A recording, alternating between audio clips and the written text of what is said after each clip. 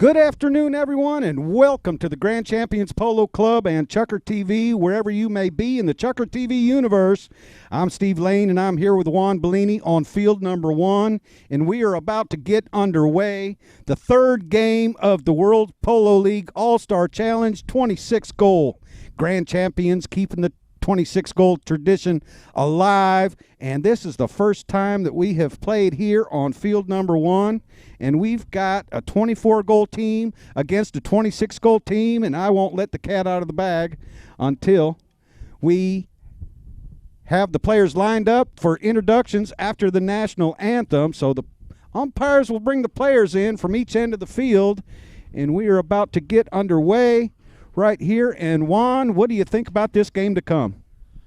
Hello everybody, good afternoon here for the field number 1 in Grand Champion Polo Club.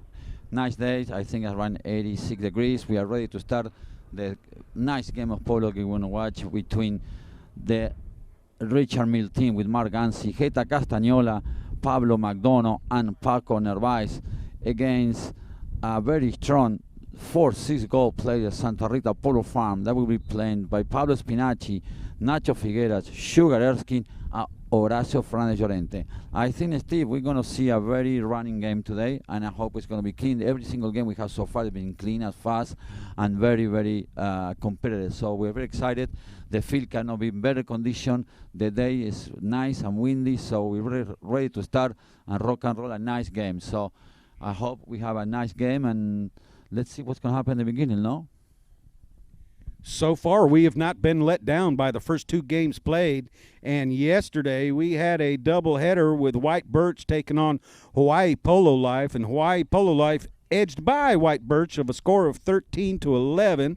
And the first game of the day was Casablanca taking on Great Oaks, and Casablanca came out victorious with a score of 9-5.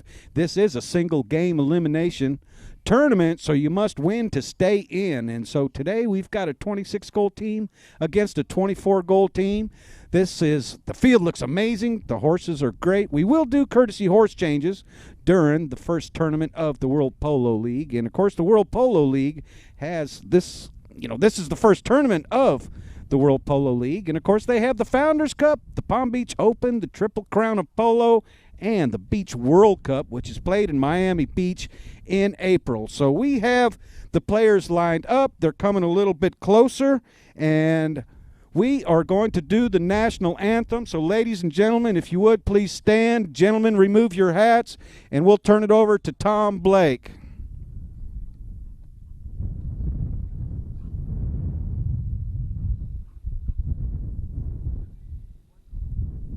Tom's just adjusting a little bit of equipment here right now.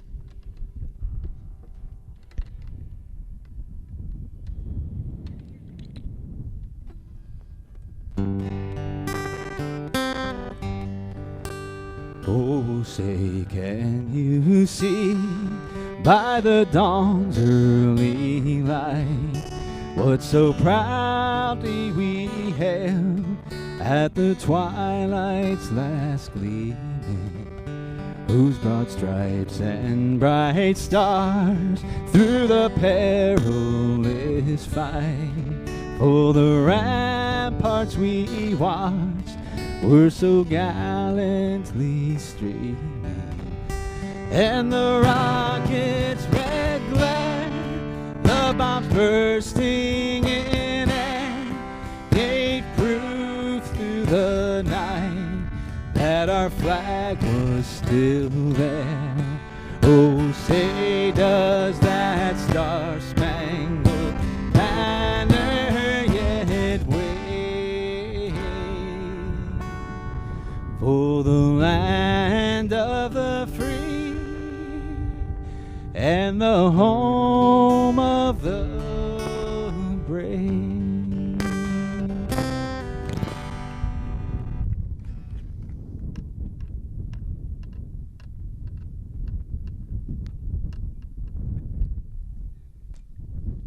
Thank you, Tom. And now we'll have the introduction of the players playing in white today. Richard Mille, a 26-goal team, playing the number 1 position.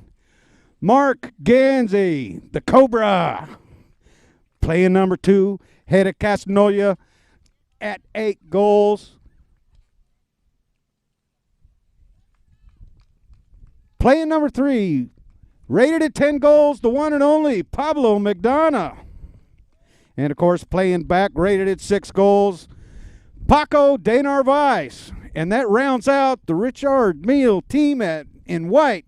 Playing in yellow, we have Santa Rita playing the number 1 position. Stuart Sugar Erskine for playing number 2, 6 goals, Pablo Spinacci. Playing the number 3 position, also at 6 goals, Horacio Lorente. And closing up the back door, the one and only Nacho Figueres. All 4 players rated 6 goals. That's an even team. And, of course, the players, if they wish, will get off their ponies. But I noticed during the national anthem there, Juan, not a single horse moved. They were all calm and cool. So, a few last-minute words by the umpires, and we will get this game underway.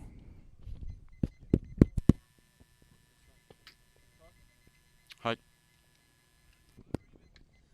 We're very excited, Steve. Ready for to watch a good game of polo between those 2 teams. So let's see what's going to happen. I hope everybody can hear me. In Grand Champion, we're in Field 1 in Grand Champion. Here, ready to start. Richard Mille against Santa Rita Polo Farm. It's nice to see Pablo McDonough back on the field playing for Richard Mille. Also, we welcome Paco de Narvaez, former 9-goal polo player from Argentina. He's making his appearance here in the World Polo League. So, Steve, all to you. All right, the ball's on ground and in play. Mark Gansey comes out the front door with it. Mark Gansey doing the circle over there. And, of course, he's hooked by. But here comes Pablo Spinacci. Pablo Spinacci turning the ball back around. No, that's Pablo. Excuse me. No, that's Pablo McDonough. He'd be happy if they call him. Spinacci will. Pablo yeah, exactly. But here we go. And a shot towards goal by Rita Castanola. But there's orange jerseys there. And here comes Sugar Erskine. Sugar Erskine going to turn that ball over towards the corner and back shot. But here comes Mark Gansey with a shot towards goal right there. And, of course, Pablo McDonough turns on it. And a back shot out of there by Erskine. Who's going to be the first to get to it? And it looks like Pablo Spinacci is going to go over there. But we had an umpire's whistle on the play. They started quick. They started looking for the white team, putting pressure on the goal. And I think was a foul. The call would be 2 against 1, Stevie. I'm not really being mistaken. And we're going to see what the umpire decided. But that was look at the first 5 of the game. I remember Santa Rita have 2 goals of advantage because they have 24 goals. Pablo Spinacci 6, Nacho Figueres 6, Stuart Erskine 6, and Horacio Lorente 6 goals. And again, we got Richard Mille with Mark Gansey 2, Camilo Castaño 8, Pablo McDonough 10, and Paco de Narvaez 6 goals. Paco de Narvaez was former 9-goal polo player from Argentina, and he's making an appearance here in the World Polo League. 1-0. 2-1, scored in a penalty by Pablo McDonough. All right, so they're on the board. That handicap dwindled down here just a little bit, scored 2-1. And our 2 minor officials today on the field, Gaston Dornier and Federico Martelli. And Federico throws the ball in on the far side, and who comes up with it? But here is Pablo McDonough with a back shot, and here comes Sugar Erskine. Sugar Erskine's going to pick up that loose ball. He'd like to turn it back towards the goal and even up this first chucker score. Rita Castanola comes in, but Pablo Spinacci's going to slow down. Slow down. Now he releases the ball. He's looking for Sugar, but it's intercepted by Rita. Rita Castanola is going to send one out front to Mark Gansey. No, Mark's going to take the man, and here comes Pablo McDonough. Pablo on his way, being marked over there by Spinacci. Spinacci rides him off, but here comes Sugar. Sugar's going to come in on the near side, and now a near side back shot, and he does get it off, and it's on the field. Here comes Nacho Figueres. Nacho playing the number 4 on his back, but playing the number 1 on this play. And here comes Sugar blasting through there. Sugar, he's got 2 horse lengths on the last white jersey, and here comes Sugar. He's looking over his shoulder. He's got Pablo beat. Oh, and tough luck right there. The ball's left on the field, and Rita Castanola is going to come in and try and clear that ball. And he fakes a shot, next shot, turns it back, gets beat by Nacho Figueres, and Nacho Figueres puts that ball right on through for a score for Santa Rita Polo Farm. Nice start, a nice pickup ball by Nacho Figueira. He cannot believe he did that against a 10-goal polo player, but it was a great play by Nacho Figueira. Good run by Sugar. I thought Sugar was going to finish that goal. He make a little tap, the ball was rolling, but Pablo Magnolia was there. Took the ball, and now we have 3-1 in favor of Santa Rita Polo Club. They started quite fast. They started kind of running a lot the first couple minutes of the game. Up and down the field, and we've already had 2 scores here so far. 4 goals on the board, 2 on handicap for Santa Rita Polo Farm, and Pablo McDonough is going to fire a next shot down the field, and he's looking for Paco de Narvaez, and Paco's going to work this ball towards goal. A bouncing ball, too, and Sugar had that same problem here just a minute ago. So it looks like we will have a Santa Rita, their first knock-in of the game. So who's going to take this knock-in? Nacho Figueres playing the number 4, and it looks like Nacho will do the honors, bringing the ball over across the field, and now firing a shot over to Spinacci. Spinacci has to do the near side, but here's McDonough. McDonough looks towards goal and fires a shot of his own, and it's just a little bit wide to the left, but I like that thought process. No, a lot of pressure. The yellow team, they cannot get it started well, but the white team is closing the gap very quickly. They are very good in defense. And remember, Paco Narvaez on the number 4. He is a very experienced number 4. He used to play in Argentine Open when he was 9 goals. So this is a really good balanced team. We see how they match up between Rita, Castañona, Paco, and Pablo. Rita works the ball towards goal. He outwits Horacio Lorente. Going towards goal.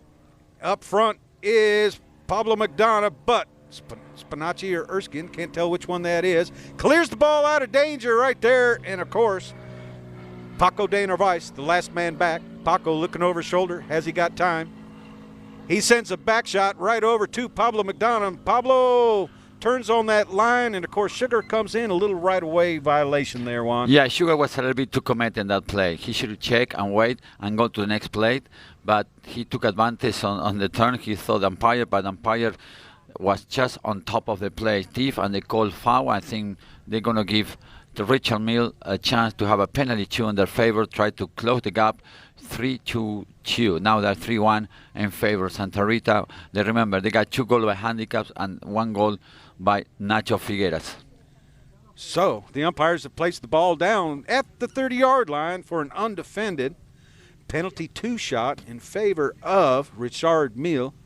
And, of course, we're doing our first courtesy horse change of this game right here, right now. 2:56 on the clock. And, of course, the courtesy horse change designed to let the horses recoup. And sometimes the players need that break in the action, too. It's up to 84 degrees today down here in Wellington. Although a nice breeze and a little bit of a southwest wind. And, of course, I don't think that'll affect these penalty 2s. But it may have something to say on these penalty 4s. Yes. Stephen, a long time, I love the new rule that we avoid the throw-ins after the ball go out. What do you think? I think that's one of the best rule changes that's ever been, and when I played, years ago, and somebody did that, and my dad told me, he says, don't do that play, hitting the ball out of bounds on purpose. You play. If we win, we win. If we lose, we lose.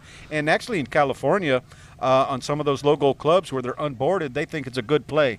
So, you know what? I love to see the play. I love to see the 8 seconds and the clock keep running, and it's just a change of possession, and you know what, it forces you to keep the ball in between the boards. Yeah, you don't see the many ball go out. People is more careful, especially when you're in the back shot.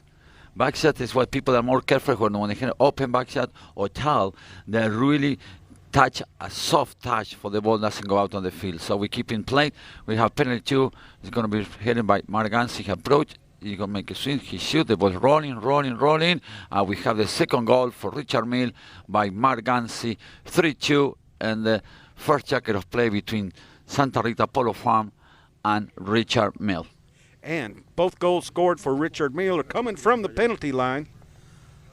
Both of them penalty 2s, so that lets us know that Santa Rita, as you mentioned, needs to be a little bit more patient and not foul down in front of that goal.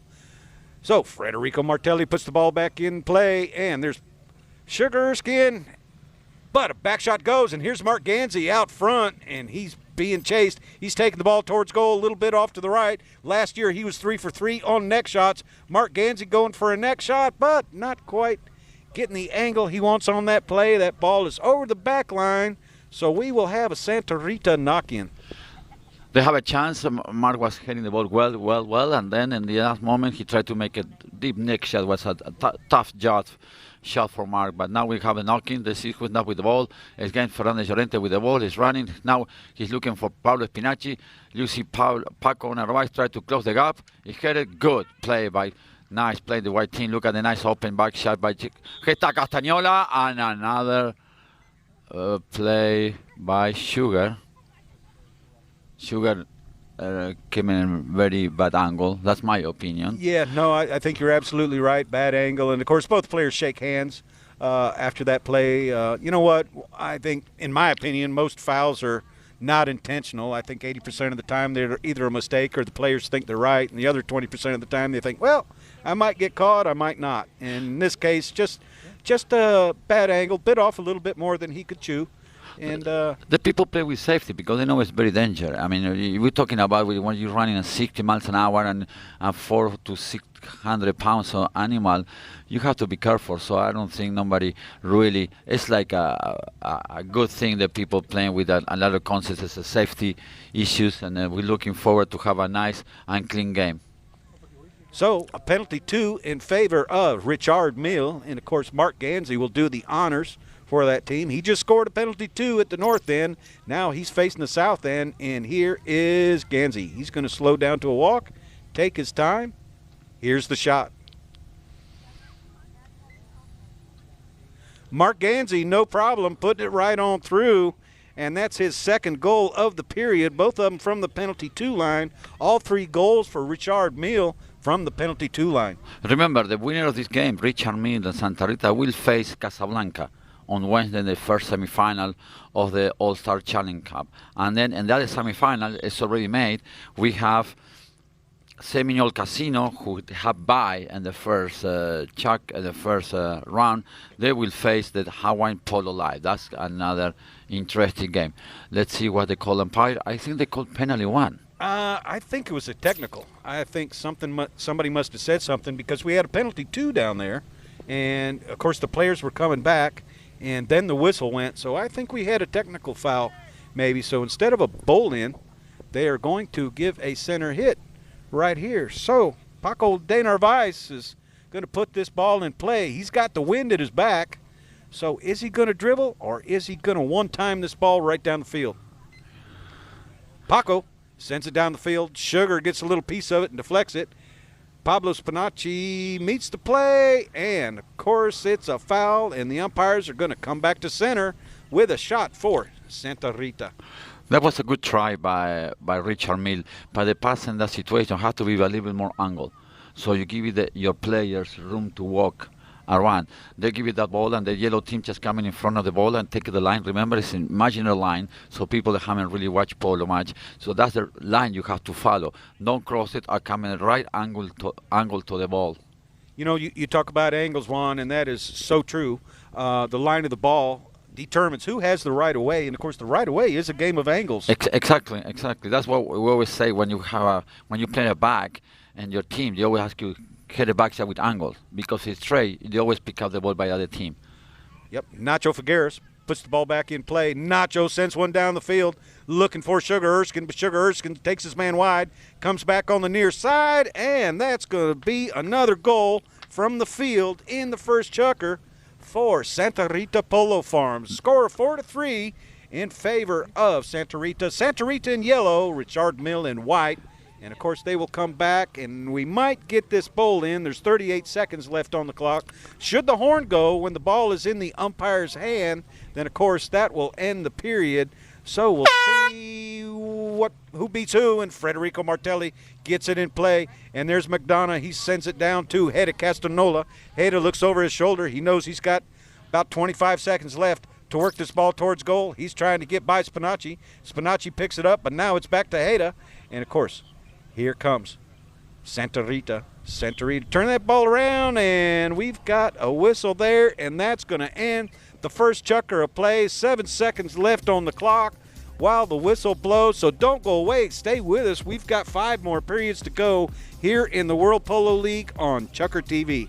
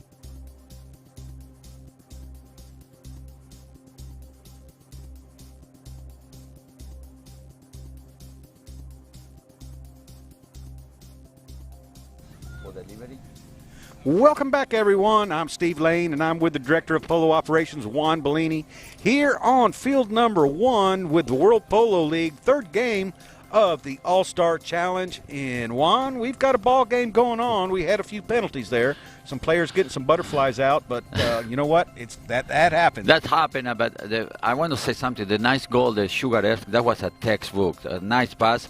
He took the man perfectly, and then he very nice move, near side shot to the goal. That was a very nice textbook for polo. 4-3, anything can happen. I like the white team, that's very strong, but they're facing and they have it in mind.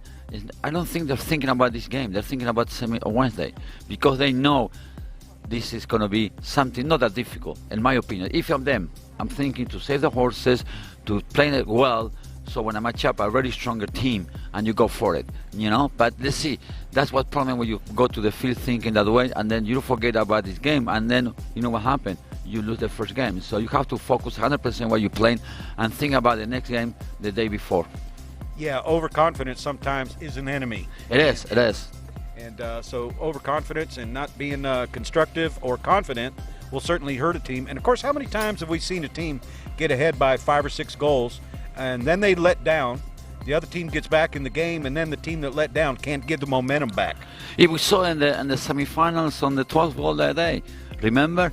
I think was a 6-10 winning, and then he turned around and winning 11-10. That was crazy. Yeah, the other team scored 5 goals in the last period. Yeah. So no, you're anything right. can happen. It's a ball game. You know, you can make a goal, and then you can have a foul in your favor. So a lot of things can go up and down. Now we have a foul. Paulo McDonald, he crossed the right-way infraction for the yellow player. So we're going to have a foul in favor of the yellow team. We have the owner of Nacho Figueira to the show, Steve. Here's Nacho. Nacho sends the ball down along the far boards. Looking for Spinacci over there on that steel gray pony. But there is Horacio Lorente. Send it down. Pablo's going to check down, dig that ball off the boards. And, of course, he's being marked by Paco. Paco going to keep him honest. Spinacci looks. Umpire says use it, and he's got a hit away. And here is. You don't want to give a chance to this kid with the ball there, that's for sure. Look at that. Near side, upside, good play. But Pablo McDonald was behind. He took go all the way, but they have Nacho Figueira. Sugar Erskine going to try to make a nice back shot, back shot. Look at that nice pass to Horacio Franz Llorente. What a nice play. We'll go back and forth. Let's see who's going to fit. Nice play by Horacio Franz Llorente. 1 tap, 2 tap. He leave it to Nacho Figueira. Nacho Figueira, he didn't have the shot he was looking for. Now the team in trouble with Pablo McDonald with the ball. We come back to you, Steve. Here's Pablo. Pablo's got Sugar to go by, and of course, Spinacci's going to chase him down, and that ball gets hit up, and now Sugar's wide. Pablo's looking over his shoulder. He's going to tap it once and then send it on through the goal, which he does, and a nice play by the Richard Mille team Pablo McDonough scoring at the very end, navigating around 2 yellow jerseys to put that through the goal. The white team is pure talent. Between Pablo McDonough and Camilo Castagnola, we have 120% pure talent in that play. Anything can happen. They can score goals for anywhere, for any angle. So we're waiting to see our great polo match here this afternoon in the pole and the field number 1 in Grand Champion, Steve. Okay, Federico Martelli brings the players back to the center. It's bowled in. Here is Rita. Nope, that's Paco de Narvaez. He sends it over to Pablo McDonough. Pablo trying to get around Nacho. Pablo still with that bouncing ball. And there is Lorente. Lorente near side, brings it to the offside, puts it on Pablo's offside.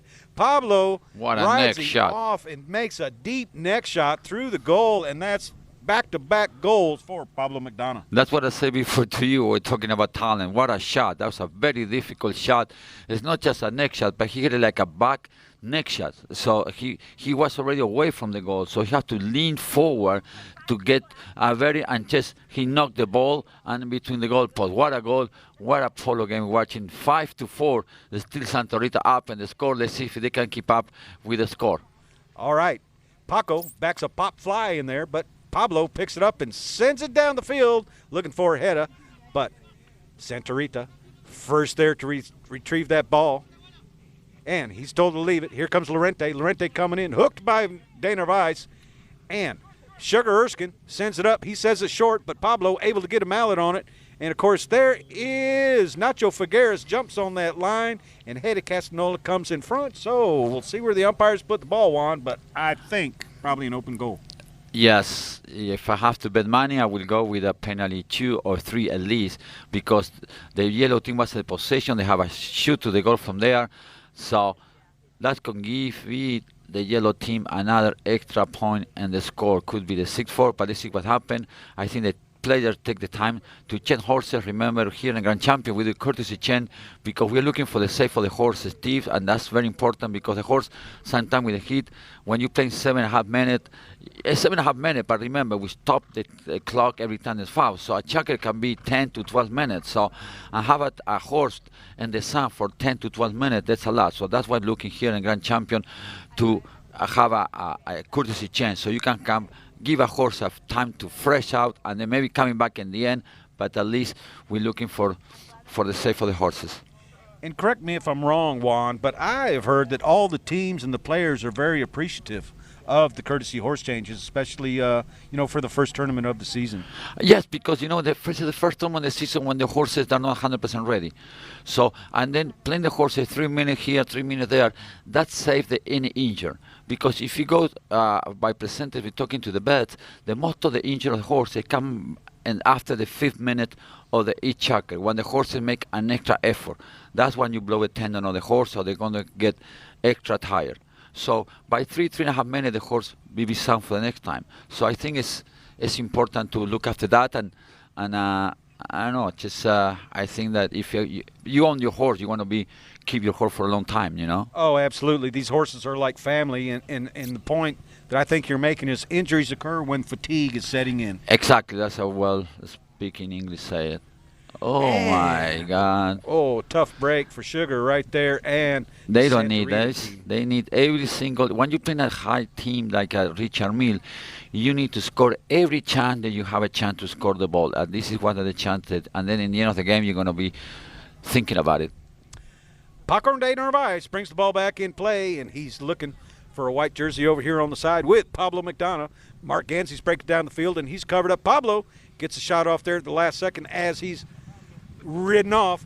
Pablo sends the ball over to Paco, and here comes Nacho Figueres. Nacho Figueres neutralizes the play, and Pablo McDonough sends one down the field to Mark Gansey. Mark on the near side sends it over in the corner. He's got to turn it back, and we've got a foul right there on Lorente. Coming over, crossing after the shot, even though he played the ball on the near side, but the umpires didn't like that play. It was a little bit too close, a little bit too dangerous, so I think we will have an open goal penalty in favor of Richard Mille, and it looks like Spinacci would like to change horses at this point in time. We have 3 minutes 41 seconds. and regulation second checker of play. I think the yellow player, Horacio Ferreira, came for a little bit of not the right angle to hit the back shot. Yeah, he crossed over after the crossover shot. After the shot Yeah. that created danger. So Yeah. that's a well call for the foul. So, an open goal penalty, and Mark Gansey will do the honors once again. Looks like a penalty 2 from here. That ball was out to the left. And here's Mark calmly walking up. No problem for Gansey. His third penalty 2 of the game. He is 100% right here. Total of 6 goals scored for the Richard Mille team. 4 of them on penalty shots. So Juan Santa Rita's got to quit making those mistakes. Yes. They were giving 2 easy goals away, and they don't score the chance they have. So that's a lot of thing goes against you. When you don't score and when you let the other team score for fouls that you can avoid it, that's in the end it's going to be a very tough game for Santa Rita to try to pull it up together. All right, the ball's back in play, and here is Horacio Llorente. Llorente works around some white shirts. Llorente loses the ball temporarily, and who picks it up? But Pablo McDonough sending the ball over to Hayda Castanola. Sugar Erskine's going to come in there and make a play at it, but Hayda's going to pick up that loose ball against the boards. He's looking for a teammate to hit to, and he hits a scud missile right down in front of goal to Mark. Can Mark keep it on the field? And no, a valiant attempt, but unable to put it through the uprights. And I would have liked to have seen him just do a little prep shot in front of goal there and allow Mark to shoot towards goal. Yes. I don't. He tried to shoot the goal, but sometimes it's better depends where you are from the field. You should just make a pass so the guy can finish it. He was for like almost 100 and 150 yards. Tried to make a goal. It was a beautiful shot, but not the right direction. So here is Figueres brings the ball back in, and of course Llorente, he's going to come and pick up the loose ball. All 4 players on the Santa Rita team rated at 6 goals. Pablo Spinacci sends one down to Nacho Figueres. Nacho Figueres is the second time we've seen him with a 4 on his back, but playing the number 1 position. And, of course, in polo, you always swap. Figueres unable to finish it. Gansey unable to get a back shot off. Oh, and Sugar, I thought he got hooked on that play, but he must have swung through the hook, or he made the near side play, but that ball is just wide to the right. The yellow team is really missing chances that really is going to pay off in the end. They have a nice right Nacho Figueras. He the ball make a bounce. He mishit the ball, and then Sugar came in the near side. I think he thought it was too easy, and too soft touching the ball. But I like the chances they have. I like the way the yellow team is approaching the game, and then they have to score the chances they have. So McDonough on the boards, and of course. And we've got a whistle on that play. And, of course, Pablo Spinacci went in there to make the hook, but his horse's head was in the right-of-way of the swing. So illegal riding into the swing on this play. And the umpires, I think they're looking towards a 60. A penalty 4 in favor of Richard Mille. And once again, another mistake by Santa Rita. Yes, but you know what, Steve? You and I, we used to play in a lot of polo, and you are umpire. I think Pablo Mano kind of factored that foul. He made that foul credit because actually the yellow guy was Pablo Spinacci was there. No, it's kind of tricky play. It worked good for Pablo McDonough, but the guy sometimes as a player we have to understand sometimes that we cannot disappear for the play. So the umpire should give us an extra few seconds to clear the way. Yeah, no, you're exactly right. And you know what? To me, that was the most inconsistent. We call it the quick line change. Okay. And that was the most inconsistent thing that the professional umpires and umpires around the country, and even in other countries, when you hit a ball underneath the player, you do so at your own risk, and they just can't disappear. And you and I have talked about that before. Yeah, exactly. That's what something I thought that play was a little bit like that. Here's Mark Gansey on a penalty 4. Mark hits it on the ground. Can they keep it in play? And it looked like Pablo got a piece of it, and also it was off a Santa Rita mallet as well. So we heard a whistle. So we think a penalty 6, safety is in order right here, and looks like Mark Gansey is going to come back out and take this penalty 6. The ball was going out, and then Pablo McDonough had a nice back shot to the goal, and I think Horacio Llorente hit it with the mallet, and the ball went out. Now we have a 60-yard away. They call safety. When someone, the white team, touched the defenders, touch the ball. Kind of like a corner kick in soccer. Yeah, exactly, corner. So here's Mark Gansey. He's going to canter up. No, that horse not helping him out here. He decides to slow down, and horse giving him a little bit of problem right here. But Mark just puts it in play, and of course Pablo tried to, or was that Rita, tried to keep it in, unable to do so. So Nacho Figueres will put the ball back in play. So Santa Rita dodging a bullet there, and here's Nacho. All the Santa Rita players on the left-hand side of the field. Nacho doesn't get all of it. And, of course, there is Lorente. Tries to help the ball along, but Rita Castanola, he's going to shoot once again towards goal. And this time wide one more time. So there's the first horn. The ball is out of play, and that's going to finish our second Chucker of play. Stay with us on Chucker TV live here at the Grand Champions Polo Club. Okay. Yeah, it is. That Chucker was not as good as the first one.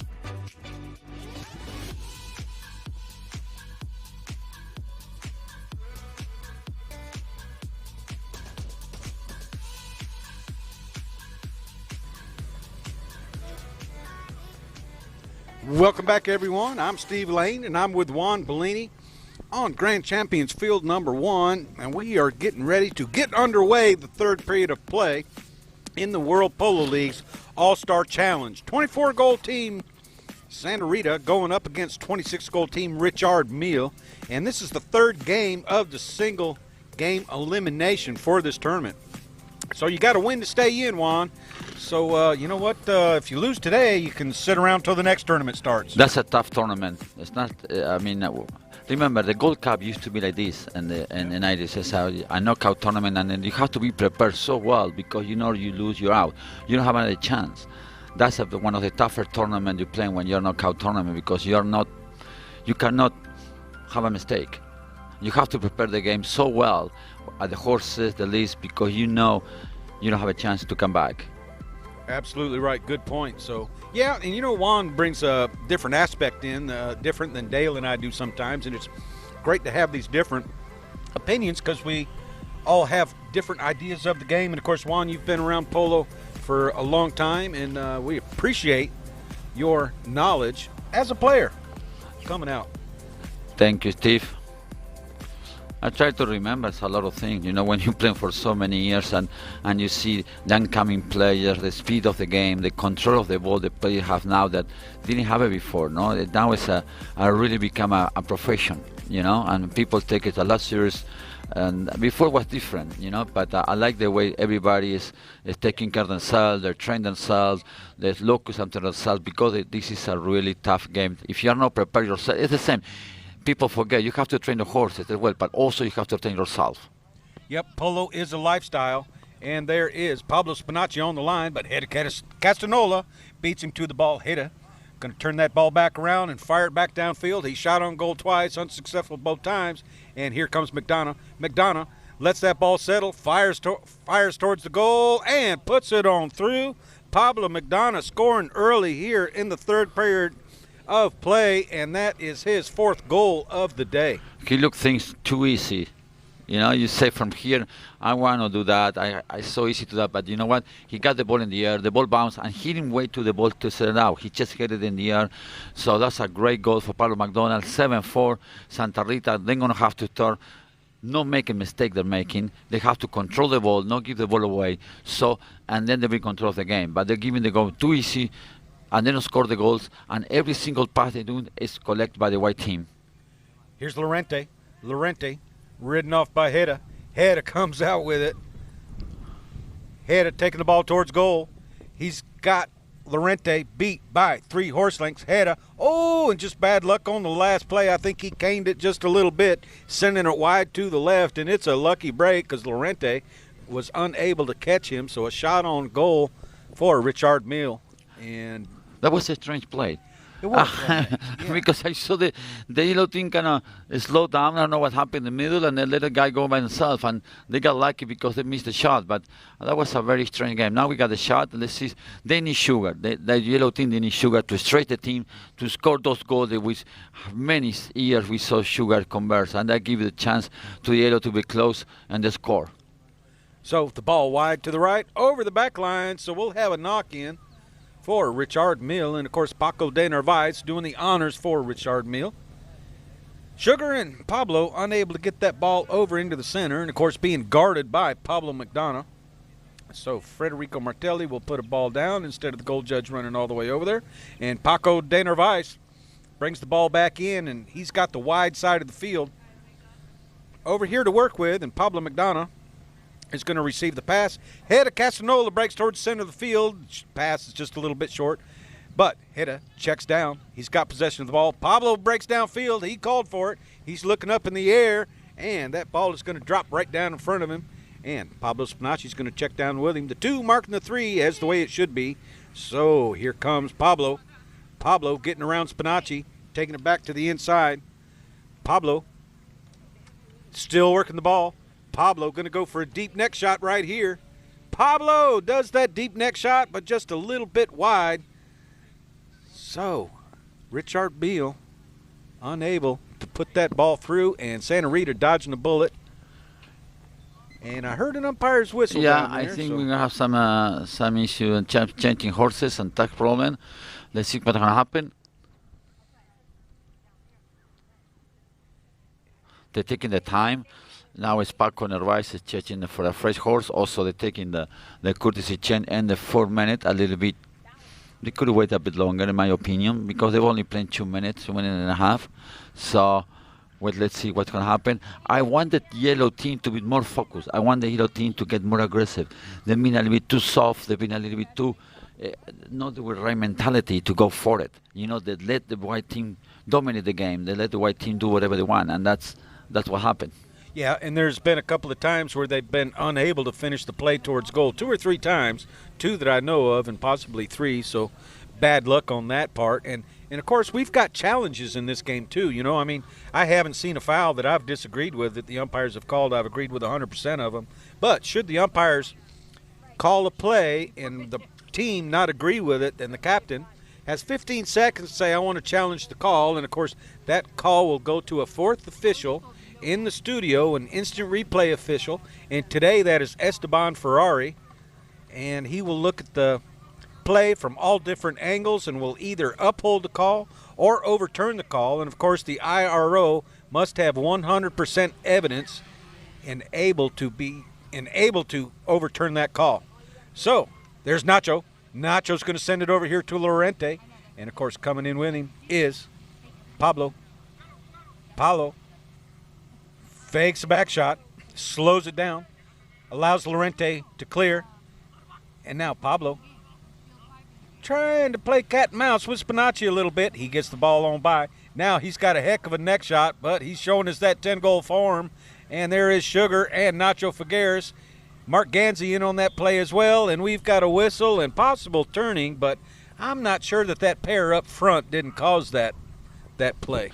That was a definite foul. Yeah. In my opinion, in my book, they should let the guy was with the white team and control the ball. He came in front and he crossed everybody. So, for where we are, the line was just 100% turning call. Yes, yep. That was a good call. And still, I mean, the Santa Rita team, they're still making a lot of mistakes and foul. They give too many goals away, and so easy goals away. Especially, I like the knock-ins. They don't receive the ball clear. Here, when you get the ball, you see Paco on the right when he does the knocking. He has so much experience with playing as a back that he touched the ball, and before he then had the second shot, he see where the teammates are and paste the ball there. Here, it just hit it. And then hit it is not the right thing to do. You have to pace the ball. You need to pass the ball to your teammates. That's a very good point. Richard Mille, a lot more successful in their knock-ins than Santa Rita. Mark Ganzi walks up and slams that penalty two right on through for his fourth goal of the game, all on penalty twos. And you know what? Mark concentrating on those penalty twos and actually the penalty fours and the sixes today. So great experience for him. And, of course, the penalty twos he's 100% on. And the fours and the sixes, you know what? We've seen higher handicap players do a lot worse. Oh, yeah. So, Rita Castanola sends it down, and here's Mark Ganzi. Wow, did he anticipate that bowl in? He's out front. Oh, tough luck there, but Pablo McDonough follows him up, and Nacho Figueres comes in to clear that ball out of danger. Nacho's still on the ball. Nacho's going to try and bring this ball down the field. Oh, and a tough break there, unable to get contact on the ball, but Llorente's back by himself, and he's got some room to work. Llorente sends it over to Spinacci over there by himself. And, of course, there's Nacho Figueres riding off. Rita Castanola. Spinacci. And who comes out with it? Pablo McDonough. McDonough turns that ball to the inside. He's going to fire one downfield looking for Ganzi. Ganzi looking at that ball in the air. Drops down. He just can't quite get a handle on it. Once again, here comes Paco. Paco turns for the back shot. He's got time to turn. He can turn back towards the center of the field. Llorente going to stay back with him. Danner Weiss fires down the field. Who's on it but Ganzi? Mark Ganzi going to send a next shot over to looking for a white jersey. And can Pablo get there? Pablo making a near side play along with Nacho Figueres. And Nacho's got his mallet in the air. And I think we might have I think we have a safety, Steve. I think we've got a safety. And you know what? Once again, that just shows the sportsmanship of all these players that we have playing here. Yes. And this morning we saw Geronimo Obregon pick up a mallet for an opponent, and what great sportsmanship. So it looks like a little bit of discussion. I haven't seen an umpire come out and drop the ball yet. And It's a discussion because the way I can see Nacho Figueres try to back the shot, and then the mallet of Pablo McDonald might touch the ball in the last moment. So that's why we have a knocking now in favor of Santa Rita. Right. They've been lucky in that play. Let's see the ball to Horacio Franz Llorente. What a shot by Horacio Franz Llorente. And we got everybody here, and the ball is out of bounds, and the possession of Richard Mille is going to end up with the ball. So we'll have a change of possession play right here. Gaston Dorniak will put the ball down on fair level playing ground, and Richard Mille must put the ball back in play rather quickly. And, of course, all the Santa Rita team must be in front of the ball and 30 yards from the ball. Here's Paco. Paco going to take the ball to the right. Sugar Erskine's going to stay with him. Paco sends the ball over to Pablo McDonough. Pablo McDonough way over in the far side of the field, and he's got to bring it back towards the center if they want to put a goal on the board.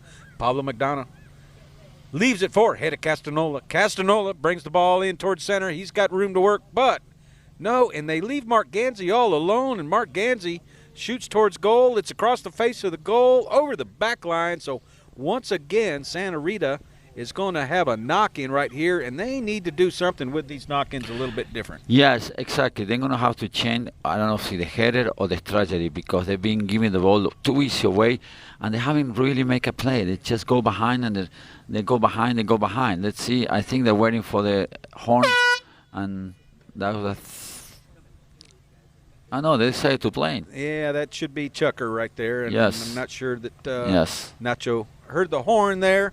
But I think they want to regroup here at halftime and allowed that Chucker to play on out. So we're at halftime.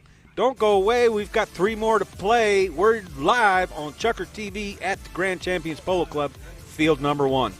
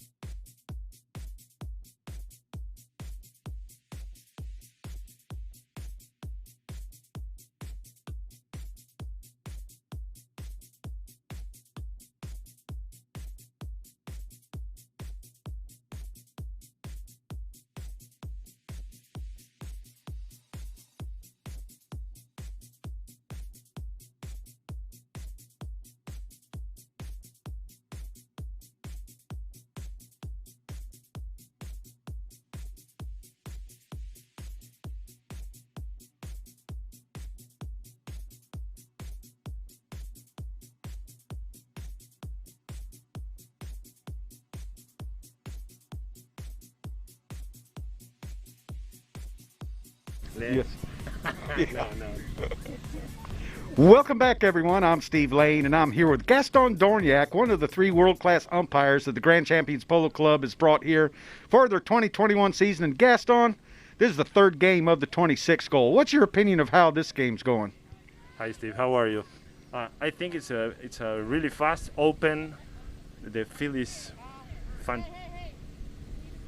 The field is fantastic, and it's really nice to start the season with a great field. And this is 2 great teams. Paulo McDonough 10 goals, and I think for the people is one of the incredible match. Incredible. Of course, Santa Rita is a well-balanced team, but it looks like their knock-ins could go a little bit different. They need to get going on their knock-ins in order to get the ball down the field. And, of course, they've been unable to finish a couple of plays towards goal. But how smooth is Pablo McDonough out there? This is incredible, Pablo, because he moved the team around the field, but not only forward. He used the back, he used the open back, he used the when you The next shot, yeah. the next shot, and this is really important because he opened the field and changed immediately the game. The game is forward, back. It's really fast. Okay, well, in my opinion, I think you guys, too, are doing a great job. Juan and I are over there. We haven't disagreed with a single call that you guys have made the first half. In fact, some of them are pretty easy, aren't they? But Santa Rita is making some mistakes that probably shouldn't be made in 26-goal polo. No, I tell you the last time I tell about that. When the umpire disappear on the field, is because the match is really interesting, incredible, and the people play polo. This is when only eight players, and you don't. Hey, what's happened? What happened with this umpire or the other umpire? The first 3 jokers, the umpire don't exist. That is really important for this tournament. The 26 goals, the most high goals in the United States in this moment. Absolutely, and of course, you know, we've always said that when the teams can't remember who umpired the games, that's probably one of the best umpired games that is around. You know, so yeah, it's everybody know who is he. Yeah, it shows that the umpires didn't have an effect or an impact on the game. Yes. So Yes, I agree. So, all right, Gaston, thank you for joining us. Thank you. Thank you for all your knowledge out there. And you on Chucker TV have heard it straight from the horse's mouth, straight to you on Chucker TV, wherever you may be. Stay with us. We'll be right back after halftime for the 4th period of play.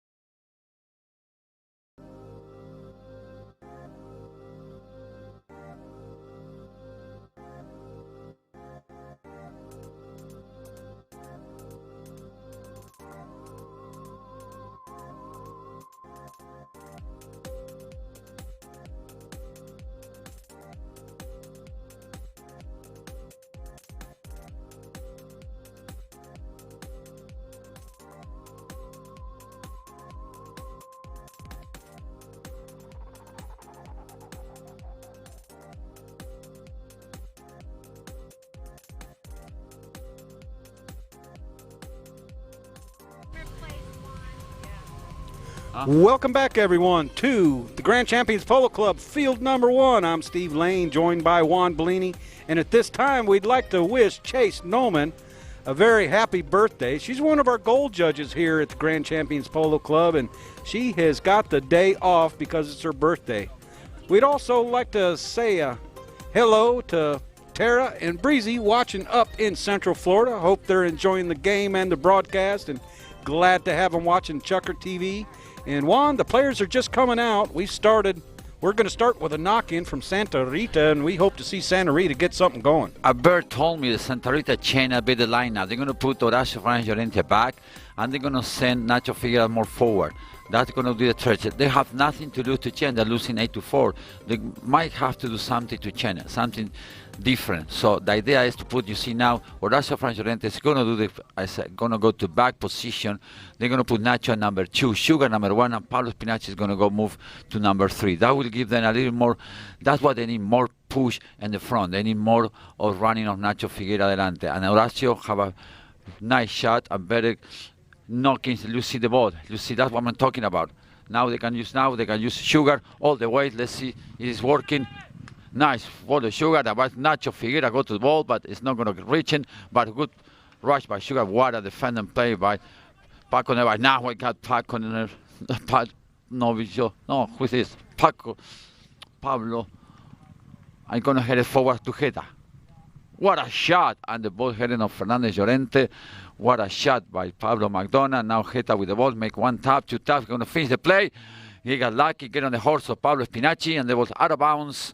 What a start of the 4th Chucker, Steve. What a start, and that was a successful knock-in, I would call it, by Santa Rita there. They got the ball further down the field this time. That's what's good change. Like I said to you, I think that's better. We got better knocking, they have more power in knocking, and they have Nacho Figueroa in front. They will give the team a extra speed that they need that. Okay, the ball's knocked in on the far side, and Heda Casanola picks up the ball. He just shot towards goal. Can he do it again, and this time put it between the posts? But Llorente tries a back shot right there, and Casanola puts it on through. A missed opportunity there for Llorente on the near side back shot, and of course, Heda Casanola picks up on that play. Yeah, that was an easy shot for Castagnola. We haven't seen much of him today. We haven't seen. He need to get more focus, and they need to get more aggressive with the ball. But I think Richard Mille is doing a pace. They're taking their time. Everybody's hitting the ball. Mark is doing very well in front. Paco Nervais has really solid back shots, and Pablo McDonald is controlling the midfield very, very well. Okay, we changed directions of the bowl-in after the half, and it looks like Richard Mille has won another bowl-in, and it's hit down, and there is, I believe, Sugar with a near side back shot. And here comes Spinacci. Spinacci turning on that back shot, controlling it. Santa Rita going to slow things down. Ball gets under Pablo. Paco de Nervais picks his pocket. And here, that was Nacho Figueroa. And Paco de Nervais going for the cut shot. Unable to do so. A difficult shot. Llorente misses the near side shot to clear it. And here comes Sugar Erskine with a back shot. They said abril, which means open. And there comes. Good Spanish, Steve. Good Spanish. Spinacci on this ball here. Oh, hooked right there. Looked like a good hook. Heda Casanola puts it over in the center. Pablo McDonough hits that ball out of the air. Llorente tries to, but he still has the play on the near side. Now the offside. Pony helps him out a little bit. He tries to clear the ball, but Spinacci there to back him up. Spinacci, he's going to take his time. Santa Rita trying to slow things down a little bit, and we've got an umpire's whistle right there. Spinacci changed the ball from board to board, and, of course, Richard Mille player came across and did that. Yeah, that was a clear foul in my book. Spinacci was with the ball, and Pablo McDonald came in front, kind of near side back shot, but I think the line was completely with Pablo Spinacci. The little team did better this Chucker. They have more aggression. They got more enthusiasm. They are looking for more aggression on the forward and the front, and that's why they're giving Nacho Figueroa in front. It's better, and I like Horacio Llorente in back position right now. I think you're right, and we did see Nacho Figueroa down in front a couple of times during that first half. So Lorente puts the ball back in play, and here comes Nacho Figueres. As you mentioned, we'd like to see him up front more. And here comes Sugar. Can Sugar shoot towards goal? And he does. And it's rolling. Can De Narvaez get there? No, that ball's going to carry on through the uprights right there. And that's exactly what Santa Rita needed. And maybe they got a little breath of life in there at halftime. That was a good play, good polo. Horacio Llorente had a beautiful knocking, give it to Nacho Figueira. Nacho Figueira, and the running, he had a beautiful shot again to Sugar Erskine, and Sugar finished the play. 9-5, good chucker, good 3 minutes of Santa Rita. They started with a little more aggression. That's what they need for the next couple chuckers. So we'll have our courtesy horse change right here with 4 minutes left on the clock. And, of course, one thing that you might notice, the viewers at home, is the umpires wait till they get back towards the center of the field. They use up the time that they would normally use to get back to the center before they blow the whistle, and that way the umpires are not managing the clock. It remains the same and remains fair for both teams. Yeah, exactly. It's a good idea, and it's not everybody have to. The umpire they have to wait so everybody come to a throwing. So they blow the whistle, and it's no advantage for anybody, because you say, why you blow it too early, why you blow it too late. So when they get it to the center, nobody can say anything, and I think it's a good thing for the game. We still want a little bit more from Richard Mille. I think they need to get more aggressive. They need to use more Geta Castañola. They haven't really come up with him. We have a nice back shot for Paco de Narvaez, good control in the middle for Pablo McDonough, and then Marquez went in front. I don't know, they have to get that. And then the yellow team, with the change of lineup, they have better 3 minutes. They have Horacio hitting good long knockings, and the ball received by the one of the white team. It's difficult because they have the 3 yellow team with white helmets, so you know who's who right now. It is a little difficult, yes, it is. So we get them mixed up sometimes. We apologize for that, folks, but it's easy to do out here. And a couple of riding styles between Pablo Spinacci and Nacho Figueres sometimes look a little bit similar. Yes, I agree 100% with you, Steve. So Gaston Dornia gives the players back the ball. Santa Rita once again on the offensive move with Sugar Erskine taking it over to the far boards, and a back shot by Gansey, but it hits a pony, but still able to be picked up by Richard Mille. And here is Pablo McDonough sending it over into the center. And here comes Mark Gansey. Mark Gansey sends it further along, and here is Nacho. Nacho's got to hurry up to get there, and he does with a near side open shot, which Lorente turns on. Head of Castañola comes over. We've got 4 players over there, a little bit of a sword fight, but Lorente comes out with it. Lorente's still on the move. Here is Spinacci going to break downfield. Spinacci, he's got the line, he's got the right of way. He didn't get all of the ball, and Lorente going to send it over towards the boards, and he breaks a mallet in that case, in that swing. So now it's a little bit of a 3-on-4, but a player without a mallet can still have a right of way. So we'll see if he checked up right there. That was a little bit difficult to see if he checked up. I think they call foul on the white team, could be, because he will not let the yellow team go forward. So in my opinion, that was the right spot for Nacho Figueira have the right away. Let's see what umpire decided. No, they give the ball to the white team. We have 2 minutes left to the 5th minute, to the fourth chucker. Yep, 4th chucker, and this is going to be a penalty 5B in favor of Richard Mille. And I think after Lorente broke his mallet, he checked up a little bit in front. He was trying to give his teammate time to come in, but got caught with his hand in the cookie jar. And Paco de Narvaez puts it back in play to McDonough. McDonough looking for a white jersey, and of course, head of Castañola is going to come back to follow him up. And there's the ball hit downfield, and Mark Gansey comes in there. But Lorente flips the ball to the side, allows Mark to clear, and that's a good example of turning the ball right there and letting your opponent clear. No foul there. Safe play by both players. And Lorente hits a pop fly, but Pablo McDonough unable to get to it. And here's Spinacci. He's going to try and work that ball forward. He's got Sugar Erskine over in the center of the field. He hits a deep neck shot over towards the goal, but it's wide to the right and over the back line. What a shot. What a great neck shot by Pablo Spinacci. Didn't have the direction, but was a really beautiful neck shot. Now we have a courtesy change. And then the yellow team start playing better this Chakra. I agree. They look a little more polished. They got more polish, and they have Nacho Figueroa in front. They give an extra push. That's what they need. And also they have Horacio Mayorente back. He's stronger. He release the ball faster. They release the ball longer shots. So that gives the yellow. That's what you need to do. When you have someone like Sugar and Nacho in front, you need to make them run. They love to run. So you have to feed in the ball so they go forward. So a better offense here this second half for the Santa Rita squad. Here's Paco de Narvaez. Paco's going to send it along over looking for Mark Ganzi. And he's got room over there on the far side, not being marked very closely. Mark Ganzi still on the ball. And head of Casanola right there behind him. Mark Ganzi still in possession. Mark just working that ball forward. Now tries to put it over into the center, which he does. And who's right there but Pablo McDonough. But Nacho Figueroa with the back shot. Sugar Erskine's going to try and get on it. Paco de Narvaez is going to give up this play and let Sugar make a couple, but still stay back. And, of course, there goes Nacho Figueroa breaking down the center of the field. And there's Sugar. Sugar trying to send it up to Spinacci. And Spinacci beaten by de Narvaez. A back shot along the boards, and here comes Heda Castanola.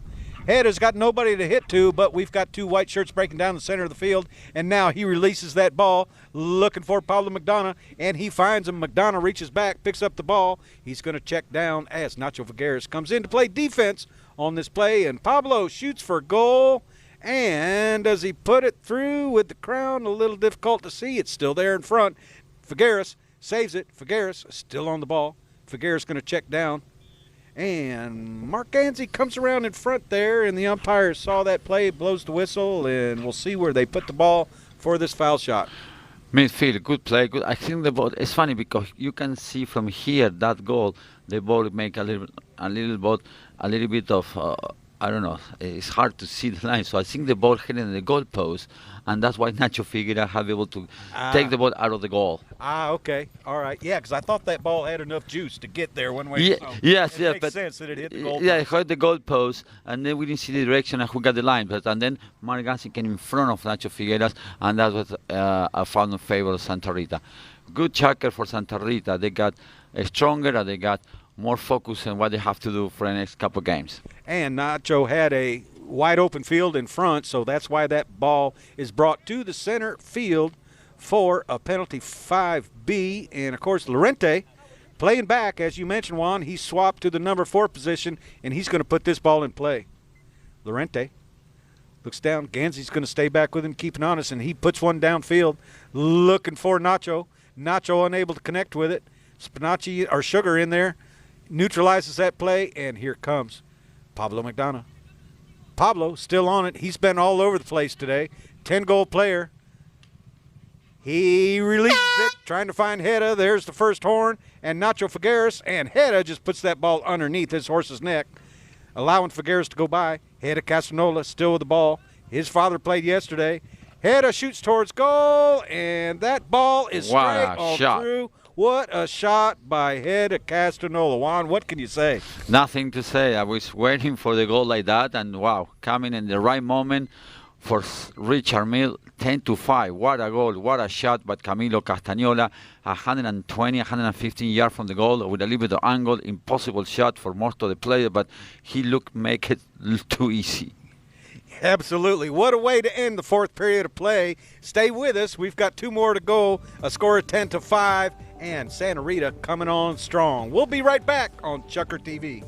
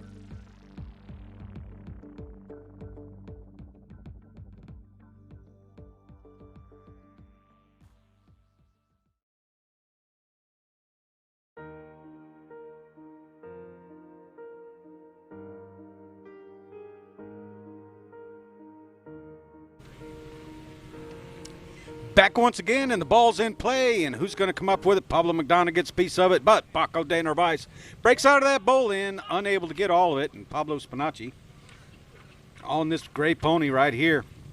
Pablo trying to work the ball forward. Nacho Figueres, playing number one, is back downfield. Nacho tries to check up on it, but knew he'd foul if he did. He tries to play the near side, and Pablo McDonough steals it, but Nacho on the line, drawing a foul in favor of his team. Two umpires, both on the side of the play, looking right down the line, Juan, and this might be a lucky break that Santa Rita needed. They need that. It was a very clear foul because Pablo McDonough have to go straight, board to board, but he decided to go to goal, and that's a clear foul for my book. Let's see who's going to be the discussion between the four players from Santa Rita, so who's going to head it. They haven't made their mind. Yep, so looks like a little discussion going on here, and of course that's going to be a spot hit as the ball was going straight across the field. Sugar and Nacho, playing number one and number two, are going to go downfield, and Pablo dropped back to the number three position, I believe you said, and Facu Lorente, Horacio Lorente, playing the back. So looks like Horacio. Question is he going to work it towards goal, or is he going to one-time it? One-time it. I think you're right. In and out. He's got the wind towards his back. And he hits a worm burner right there. That was a smart play by Sugar Erskine. He jumped on that line. He jumped on the line. He knows someone's going to cross it. That was a very smart play. Now we're going to have a penalty 2 in favor of Santa Rita. That was a clever play by Sugar. Yeah. That's come with experience. Experience and anticipation. Anticipation and patience. And patience, yeah. He read that play early, jumped on the line, and drew a foul. So going from a 90-yard shot now to possible, 25 yards or so, point of the infraction. Yes. And Horacio, I think, is going to be the owner to convert that penalty 2 from the spot. It goes low, making a swim. He swim. He shot. You can see the ball rolling. If from here, you see? Yeah. It's tricky, that end. It is. It dips down there. It dips down, and so when you see, it's hard to see from here with the ball rolling if you go in or out. But that was a goal from Santa Rita. 10-6, fifth checkers, and we have 6 minutes, 43 minutes to the end of fifth checker regulation time here in the All-Star Challenge Cup, the World Polo League 221. Paco de Narvaez gets a back shot through all the players, and Lorente comes back. Mark Gansey trying to ride the turning foul, but that line was changed early on. So Lorente, now it's a 3-on-4 situation right here. He drops it to Spinacci. Spinacci does find Lorente one more time. Lorente looking. He's going to take the ball over into the corner. He's got a deep neck shot to send it over in front of goal. He's going to be followed by Figueres, and he's going to take it over and try and do a circle here. And Figueres takes an opponent out, allowing Lorente to take the ball towards goal. Lorente's going to shoot. It's off ahead of Casanola's pony. Hedda does a couple of near side shots. Pablo McDonough with the millionaire shot, belly shot, but and Spinacci tried to make that play, but Hedda Casanola picked his pocket. Hedda, he's on a rocket ship right here. That horse is leveled out, ears back, loving the footing on this field. Hedda Casanola trying to play that bouncing ball, loses it, and Spinacci can't get a back shot on it. Mark Gansey's going to come and play cleanup, and that's Mark Gansey's 5th goal of the day. First one from the field, the other 4 on penalty shots, and what a nice run by Richard Mille. What a nice run, and nobody was following him because who could expect Rita Castaño to miss his last shot? So the yellow team gave up. The only white guy didn't give up was Mark Gansey. Was following him, and he missed the play, but it was a good run by Rita Castaño all the way, but the Santa Rita was there. They're going to almost score. They're almost going to score. Boom. The ball completed the other way, and the score 11-6. From one end of the field to the other, and here comes Hedda once again. Hedda's got Paco de Narvaez out in front, but Pablo McDonough says leave it, and Pablo Spinacci just jumps in front of Pablo there. Yeah, he have a near side play, Yeah. no offside. He crossed over the top of the line. He hit an offside shot that's going to give a penalty for in favors on Richard Mille.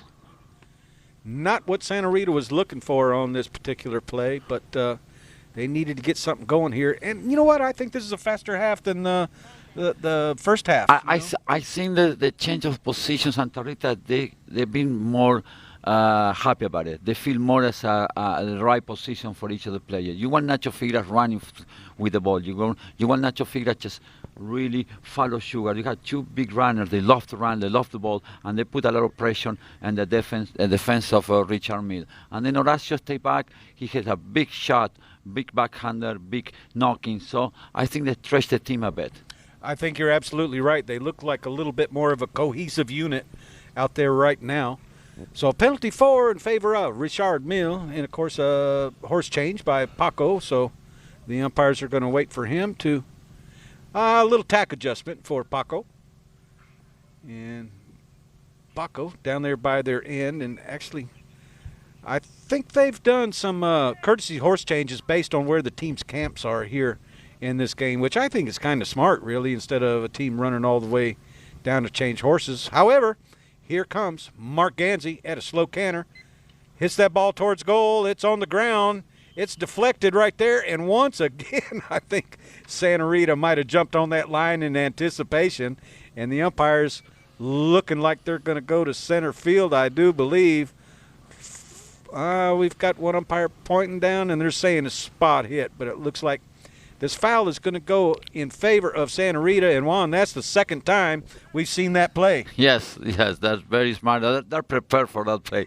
They like that play, and it's working pretty good for them. Let's see. It's Horacio from the back now.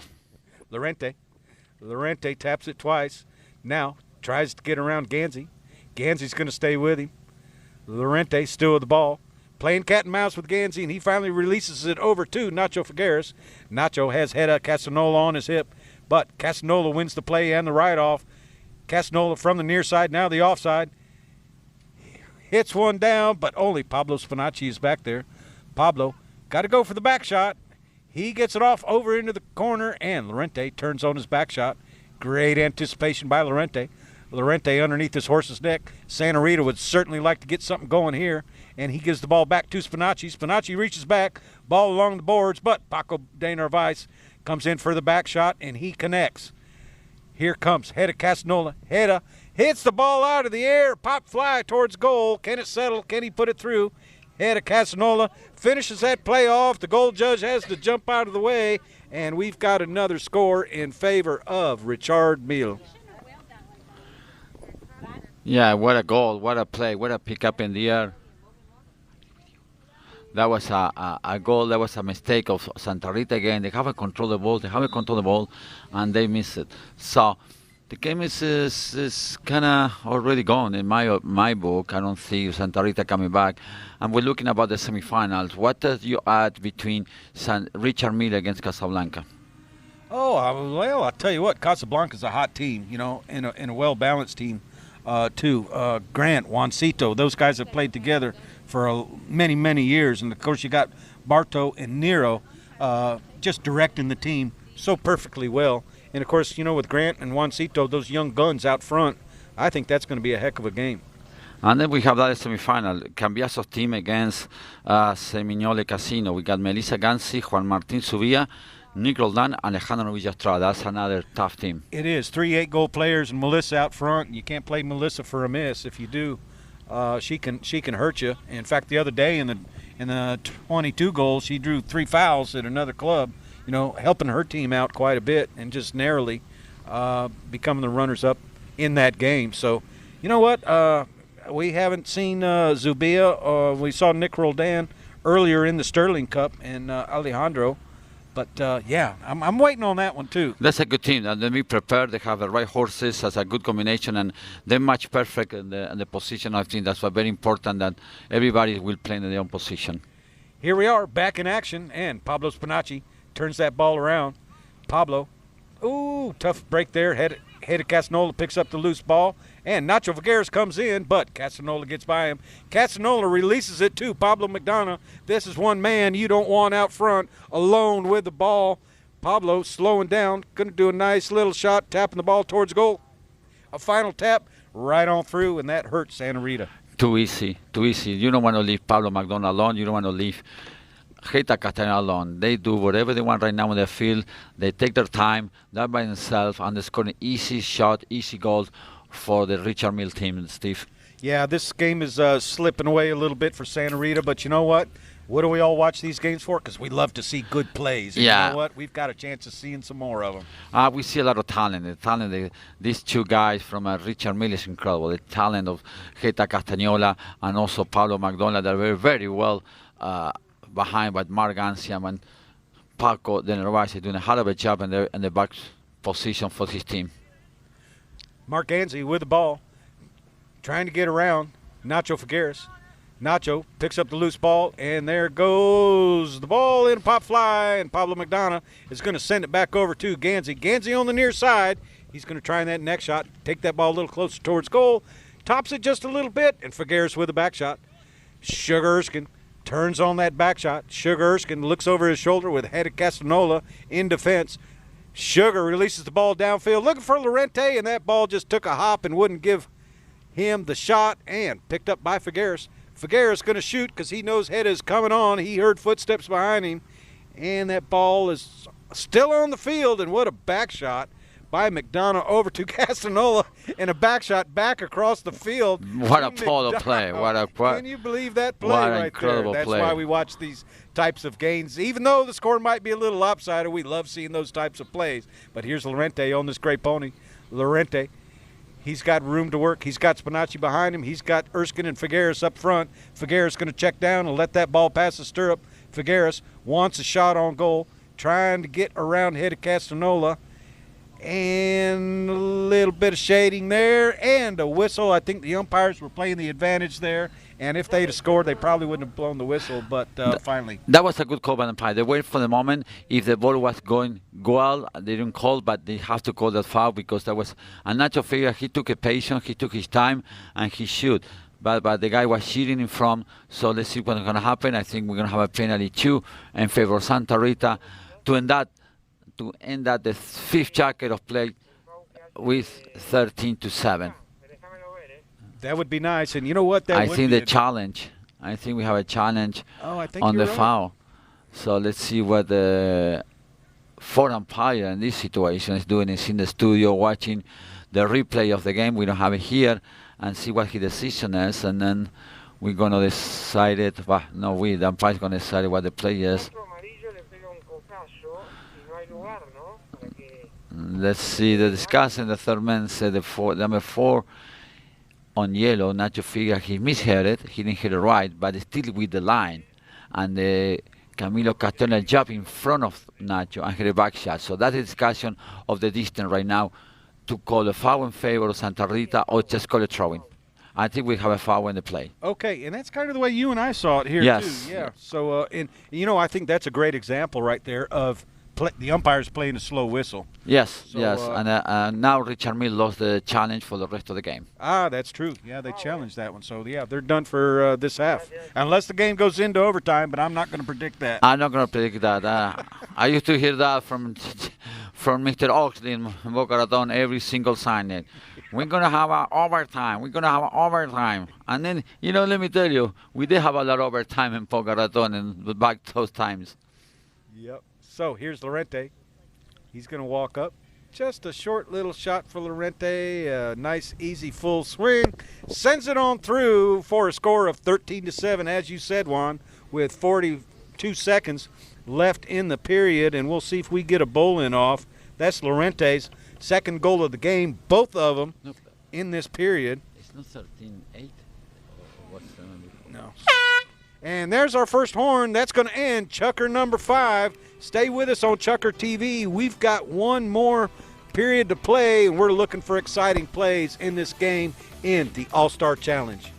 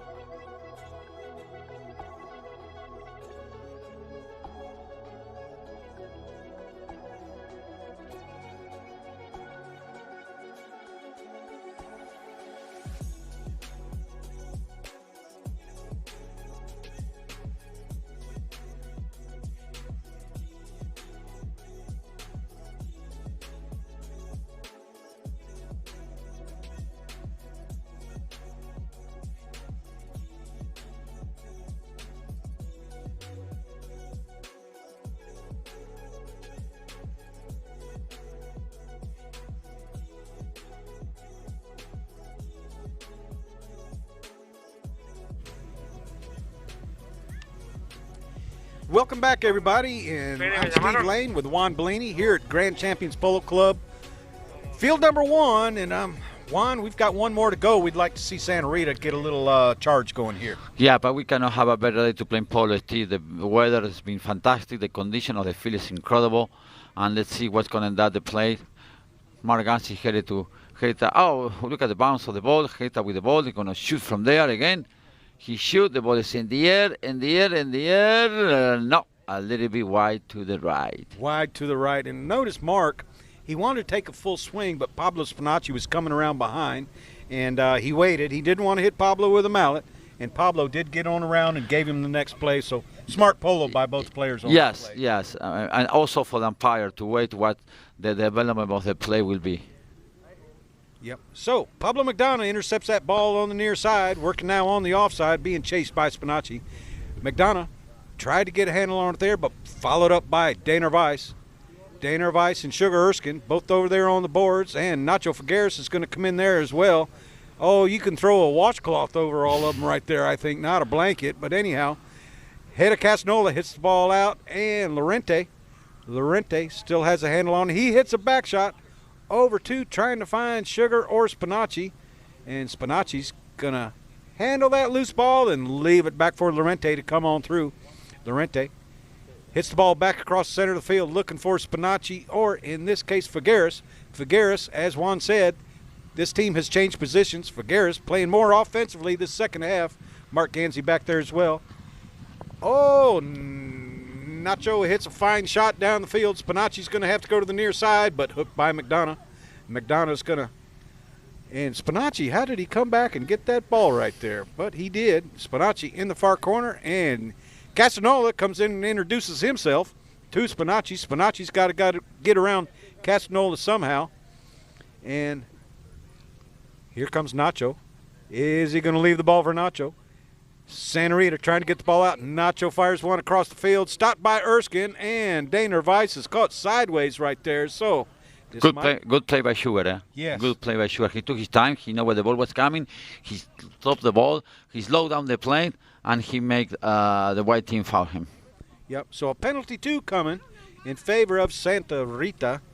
And wasn't Sugar an 8-goal player at one time? He was. He was a goal polo player, and very good. He very aggressive, scoring goal for every single angle and a full speed. He was, but he still is, amazing polo player.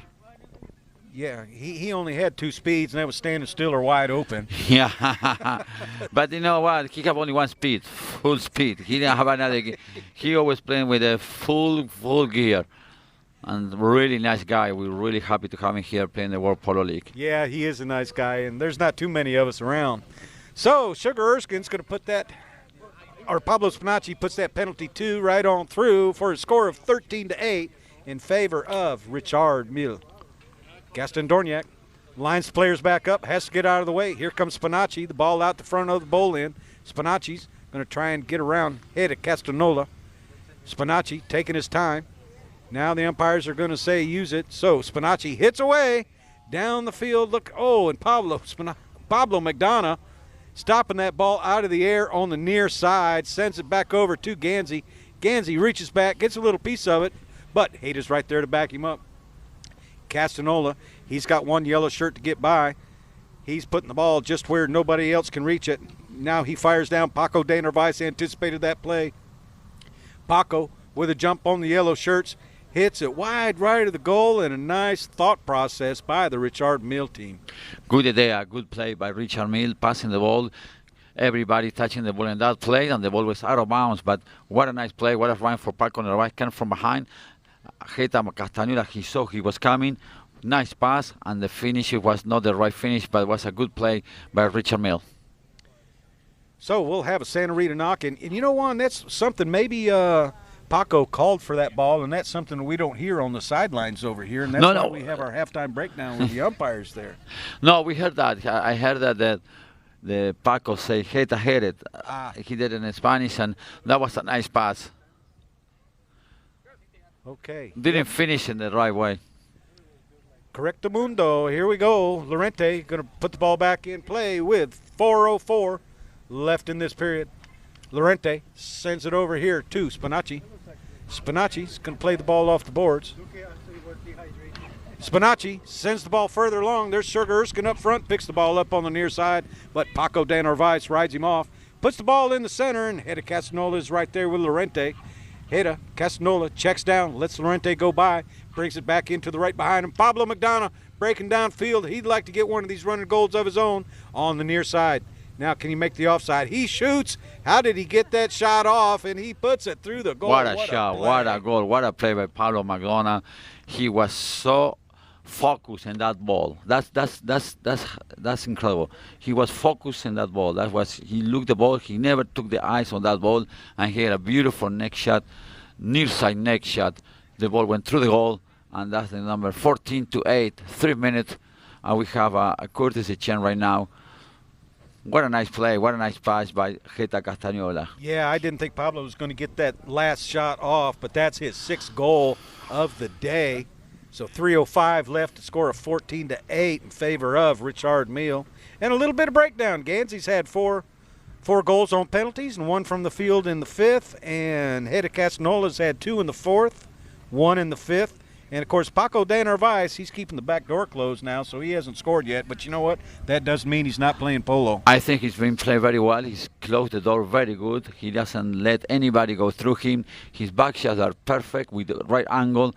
He's always in the right position. He has a lot of experience playing number 4. So he's really doing a very good job for the Richard Mille polo team. Okay, all 8 players back. And Gaston Doniac's going to line him up and give the ball back to the players, and he does, and it looks like it's not going to pass the number 1s right here. So Spinacci with a quick slap neck shot out, and Paco de Narvaez sending it over to Pablo McDonough. Pablo's going to check down, take his time. In comes Figueres. McDonough flips it so Nacho has to clear and going to send the ball back over to de Narvaez. De Narvaez being marked by Spinacci, and de Narvaez with a shot towards goal, and if he scores that goal, what a shot! We are going to do cartwheels on that shot. So that's the goal of the day. I mean, that shot and Camilo Rita was similar shot. This is a bit for long distance. What a goal, 15-8 in favor of Richard Mille. They got the game on the pocket right now. Yes, they do. We're just going through the formalities now of 2:15 left in the 6th, and Gaston Dorniac gives the ball back to the players. Spinacci with a little, and Mark Gansey called for a tail shot there, but Sugar Erskine with a back shot of his own, but Rita Castanola there, and what are we seeing some great back shots right here or not? Sugar Erskine's going to turn the ball. Gansey's going to stay with him. Sugar goes behind Mark. Sugar sends the ball back down looking for Nacho Figueres, but de Narvaez hits a back shot, and it's deflected off a pony, but Castanola, the next on the play, he avoids the hook of Figueres. Castanola still bringing the ball down the far side of the boards, sends it back down the field, but nobody's there but Lorente.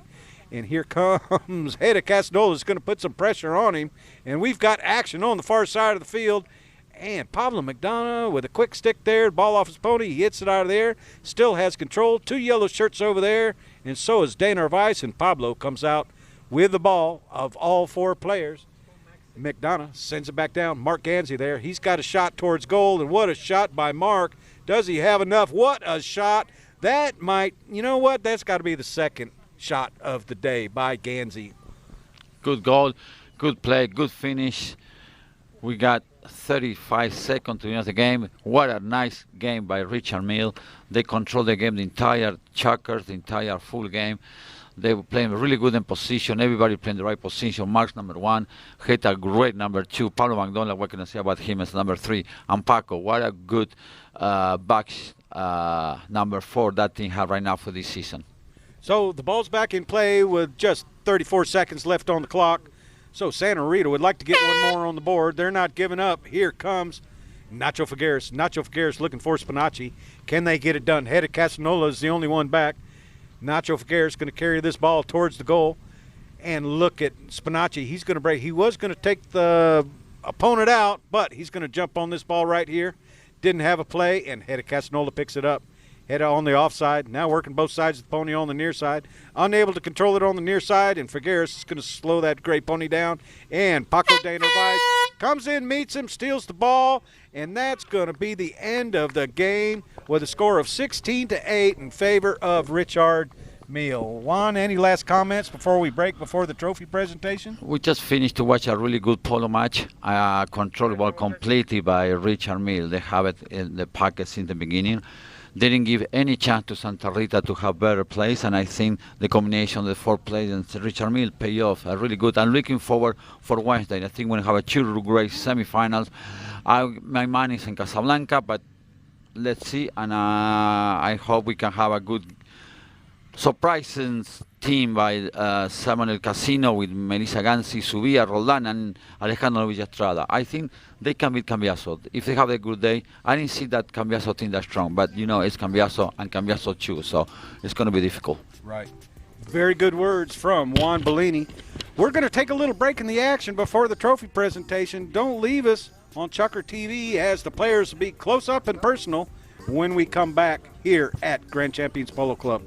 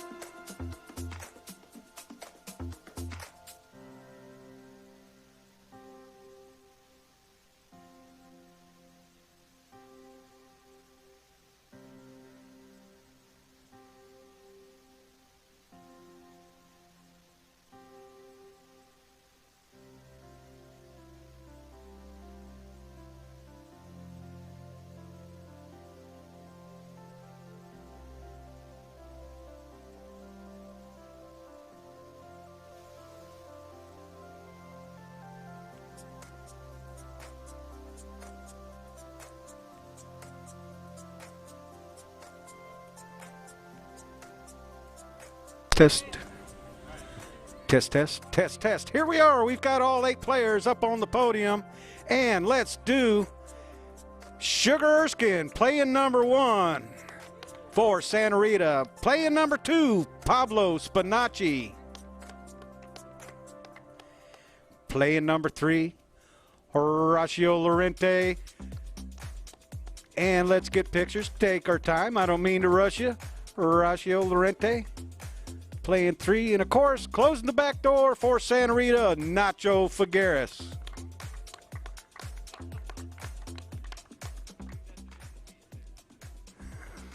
So, now the victors of today, playing number 1 with 6 goals on the day, Mark Ganzi. Playing number 2 with 3 goals on the day, Heda Castanola. Playing number 3, the quarterback for the squad at 10 goals and 6 goals on the day, Pablo McDonough. And, of course, keeping that defense strong in the back, Paco de Narvaez with 1 goal on the day in the 6th period, but being a worker bee for that Richard Mills team. So, our most valuable player of the game is Pablo McDonough. Pablo gets to sit in the armchair quarterback right there. He was quarterbacking that team all day long. And now gets to sit and take that beautiful chair on home. And, of course, the best playing pony is the pony is not coming. The pony is gone. However, a nice bridle and a blanket for the best playing pony. Paco de Narvaez's horse played in the 6th period. Her name is Clavel. She's 8 years old. And what a mare she was right there, owned by Paco, I do believe. So, the best playing pony of 2021 for the Sunday World Polo League game, a bridle and a blanket. And Paco, be sure and put that blanket on when you get back to the barn and leave the bridle in the tack room. So now we'll ask the Santa Rita squad to step off, and that will conclude the doubleheader today at the Grand Champions Polo Club. Thank you for joining us on Chucker TV or wherever you may be. We've got a doubleheader on Wednesday, one at 11 o'clock, one at 3 o'clock in the World Polo League 26 goal. So mark your calendars for Wednesday, 11 and 3. Thanks for joining us today. We look forward to having you back on Chucker TV.